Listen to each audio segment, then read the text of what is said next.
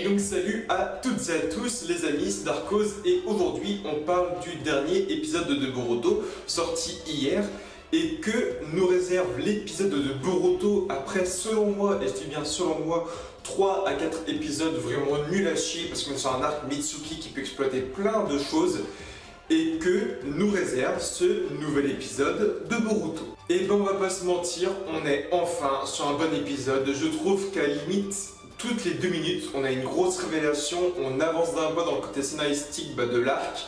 Et oui, l'arc peut enfin être bon. Il manque plus qu'à avoir des méchants stylés et on y est. Et je trouve même, selon moi, qu'on est sur un lien avec l'ancien épisode où Onoki, donc l'ancien Tsuchikage, était à Konoha. Et là où il parlait de son petit-fils. Parce que son petit-fils, qui est selon moi décédé entre guillemets, il est le méchant actuel de l'arc. Parce que Iwa est en lien avec l'arc, avec l'enlèvement de Mitsuki.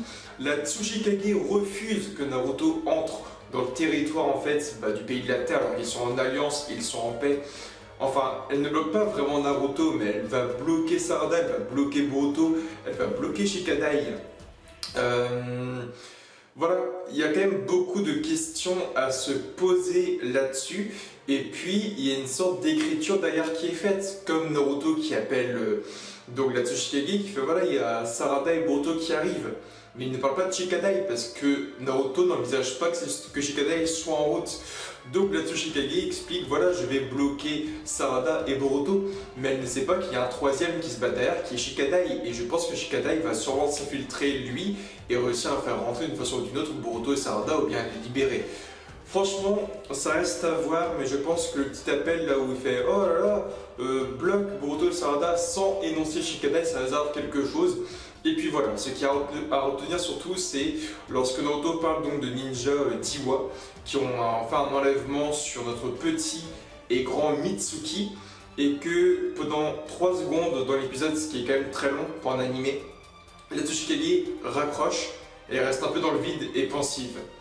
L'épisode, le dernier épisode qui précédait cet arc-là, c'était justement l'épisode où Onoki expliquait que son petit-fils était mort entre guillemets et on a directement suivi avec l'arc Mitsuki qui parle de l'enlèvement de Mitsuki à Iwa, le pays où était le Tsuchikage, et puis on voit le méchant de là, donc ça s'appelle le Q je crois, Q qui a les cheveux châtains, qui a un peu les cheveux en pique et tout, qui pourrait très probablement selon moi ressembler au petit-fils d'Onoki qui s'appelait Kazuchi ou Kozuchi. Un truc du genre. Donc on sait très bien que Seikei donc maintenant maîtrise bel et bien le Bakuton, hein, c'était quasiment sûr, donc le Kekigenkai qu'avait aussi Deidara.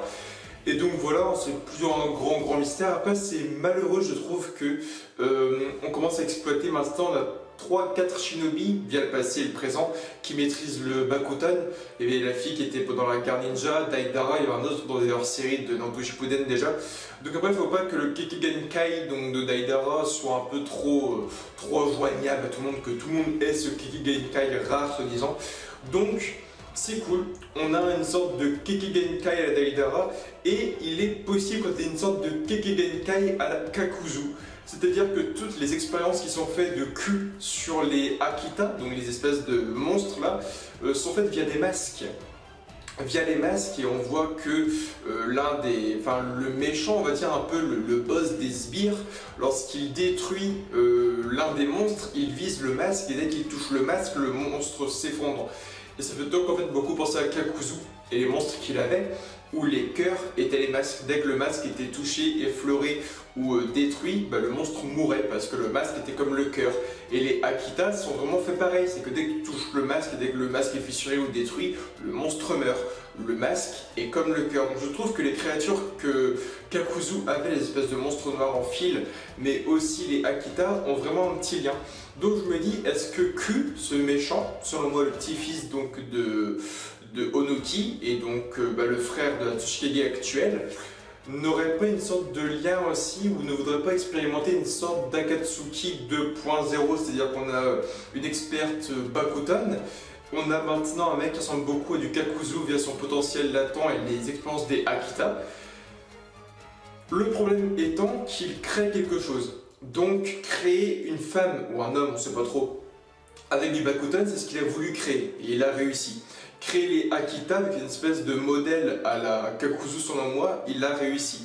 Donc il part un peu sur des modèles d'anciens membres de l'Akatsuki. Le truc qu'il loupe actuellement aussi, c'est de créer des shinobi qui ont une durée de vie maximale. Là, on apprend via Sekei, qui dit à Mitsuki, voilà, nous, on est des êtres humains, mais on meurt rapidement, on n'a pas une longévité importante. Donc, c'est là où Mitsuki va être important, parce que CRQ, comprend bel et bien que Mitsuki est la création, l'enfant de Orochimaru, mais il est aussi un cobaye ayant réussi. Il est une création de vie, il est une chimère si tu veux, il est un cyborg, un androïde, tu trouveras le mot que tu veux, mais Mitsuki est une création qui a une longévité parfaite. Mitsuki, comme Sugetsu, est une création parfaite. Un être humain avec des pouvoirs extraordinaires, mais aussi et avant tout un être humain, si on peut l'appeler comme ça, qui va vieillir lentement, comme n'importe quel être humain. Et c'est ce que Q recherche. Je pense qu'il veut créer des personnes importantes, mais aussi qui vont vivre longtemps. À quoi bon créer des génies de puissants shinobi s'ils vivent 1 à 2 semaines? Là est la question. Donc, on se doute aussi que via le discours de Sekei, donc, quand il dit on ne vit pas longtemps, c'est qu'il y a eu, je pense, avant d'autres expériences, donc des Akita ou des shinobi, qui sont déjà morts. Il y a beaucoup de questions à se poser, mais on avance également très vite en un épisode, c'est ce que je voulais depuis le début, et on a beaucoup de questions à se poser, et c'est ça qui est hyper cool. Comme le fait qu'elles disent, voilà, Maître Q va se servir de toi pour... Et là, elle se fait stopper, et on s'arrête comme ça. Est-ce qu'ils vont tuer Mitsuki pour prélever son ADN, pour essayer de comprendre comment Orochimaru a fait, ou est-ce qu'ils vont juste faire des recherches sur lui, donc le scanner, etc. Il y a deux possibilités. Soit ils le scannent, ils ne font pas de mal à Mitsuki, soit ils essayent de le tuer pour prélever son ADN et savoir comment a fait Orochimaru. La question qui n'est pas encore faite aussi, c'est pourquoi Mitsuki les suit?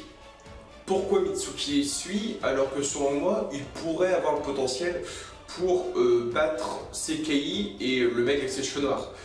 C'est-à-dire que là, en fin d'épisode, on voit que le méchant aux cheveux noirs, là, son bandage tout le temps, il est confronté à des ninjas de Konoha, mais aussi à Sarada, Sarada, Shikadai et Boruto. Si Boruto arrive à tuer le mec, que Shikadai arrive à tuer le mec, ou que Sarada arrive à tuer le mec, Mitsuki pourrait les mettre à mal. Pourquoi? C'est parce que Mitsuki est selon moi pour l'instant le plus puissant entre Boruto et Sarada, mais aussi qu'il a le mode Sennin, qui est une force de psychopathe. Donc rien qu'avec ça, selon moi, il aurait pu se débarrasser de ces fameux shinobi. Après, est-ce que c'est la curiosité qui donne envie à Mitsuki d'aller là-bas, de voir ce que eux ils exploitent, etc. On ne sait pas. Mais selon moi, voilà, l'épisode aurait pu durer un épisode parce que, admettons, Mitsuki a encore le mode Sennin, ce qui n'est pas sûr, je le rappelle, parce que selon moi, Urashiki lui aurait sûrement volé sa capacité. Mitsuki pourrait bel et bien se débarrasser de facilement parce qu'il a un pouvoir de psychopathe qu'il est bien plus puissant que Boruto et Sarada. Il est même, selon moi, le plus puissant de tous nos nouveaux petits shinobi. Il pourrait même, je pense, surpasser Shinki. Je pense qu'on aurait eu Shinki versus Mitsuki, Mitsuki aurait largement gagné. Donc ça reste à voir le combat avec Kokuyo versus Shikadai, Sarada, Boruto, ce qu'il va donner. On espère avoir de la belle stratégie, d'avoir des Rasengan, d'avoir des Katon, d'avoir des trucs très très bons. En tout cas, ça me faisait plaisir parce que pendant un moment, j'ai râlé dans l'épisode parce que je voyais que les shinobi de Konoha couraient après les mecs et qu'ils sont un peu restés face aux Akita comme ça avec leurs kunai et qui se sont fait bouffer dans le sol là. Et je me disais putain mais attends, c'est des ninjas trackers, c'est des ninjas qui sont faits pour traquer les shinobi un peu malfrats ou bien les nukenin. Et à aucun moment ils font du katon, du raiton, du suton pour essayer de les stopper. Et après, voilà, ça m'a emballé un peu trop vite puisque la fin d'épisode on avait Kokuyo qui se battait contre Konoha et donc tout le monde faisait des katons, tout le monde balançait des kunai dans tous les sens, des parchemins explosifs. Il y avait de la stratégie, c'était hyper intéressant, ils n'ont pas fait le long feu dans tous les cas. Mais maintenant, ça va savoir ce que Boruto va faire, est-ce qu'il aura le Jugan qui va se réactiver, est-ce qu'il fera des bons Rasengan, est-ce que Sarada va faire des Shanara, est-ce que Sarada va augmenter la puissance de son Sharingan. Il y a beaucoup de questions à se poser et j'ai hâte de voir tout ça. Et voilà, je pense que dans tous les cas, on aura un combat Q versus Boruto, hein, c'est logique, le leader contre le leader.